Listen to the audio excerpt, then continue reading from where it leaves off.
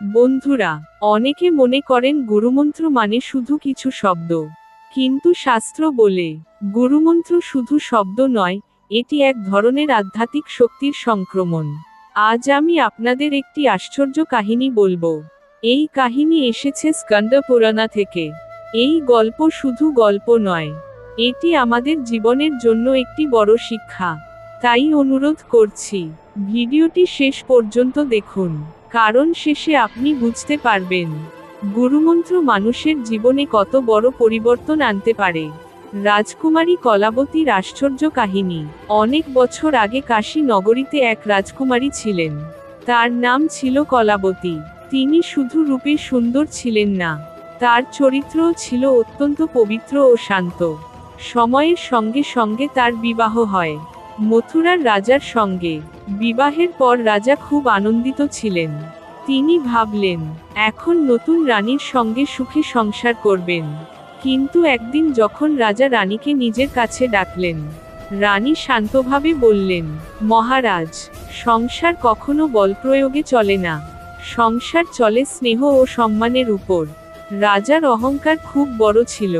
তিনি বললেন, আমি এই রাজ্যের রাজা, আমার আদেশ কেউ অমান্য করতে পারে না। রানী আবার শান্ত স্বরে বললেন, মহারাজ, ক্ষমতা দিয়ে সবকিছু পাওয়া যায় না। কিন্তু রাজা শুনলেন না। তিনি যখন জোর করে রানীকে স্পর্শ করলেন, হঠাৎই এক অদ্ভুত ঘটনা ঘটল। রাজা অনুভব করলেন, যেন তার শরীরের মধ্যে বিদ্যুৎ প্রবাহিত হচ্ছে। তার অঙ্গ প্রত্যঙ্গ কেঁপে উঠল। তিনি যেন আগুনে স্পর্শ করেছেন এমন জ্বালা অনুভব করলেন। রাজা বিস্মিত হয়ে বললেন, রানী, তুমি তো এত কোমল, তাহলে তোমাকে স্পর্শ করলে এই আগুনের মতো জ্বালা কেন অনুভব করছি? রানী শান্তভাবে বললেন, মহারাজ, এর কারণ আমার নয়, এর কারণ হলো গুরুমন্ত্রের শক্তি। রাজা অবাক হয়ে গেলেন। রানী বললেন, আমি ছোটবেলায় মহান ঋষি দুর্বাসার কাছ থেকে শিবমন্ত্র গ্রহণ করেছিলাম। বহু বছর ধরে সেই মন্ত্রের জপ করেছি। তার ফলে আমার অন্তরে সাত্ত্বিক শক্তি এবং তেজ বৃদ্ধি পেয়েছে। রানী আরও বললেন, মহারাজ, আপনি জীবনে অনেক সময় অধর্ম ও দুষ্কর্মে কাটিয়েছেন। তার সূক্ষ্ম প্রভাব এখনো আপনার মধ্যে আছে।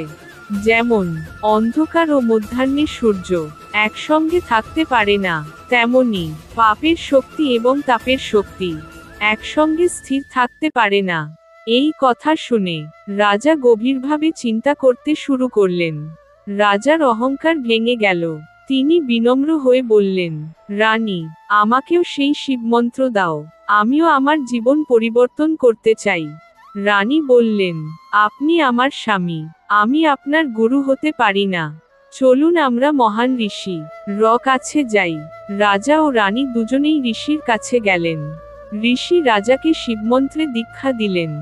যেই দীক্ষা সম্পন্ন হলো, কথিত আছে, সেখানে উপস্থিত সবাই এক আশ্চর্য দৃশ্য দেখলেন। রাজার দেহ থেকে কোটি কোটি কালো কাক বেরিয়ে উড়ে গেল। এই কাকগুলো আসলে কি ছিল?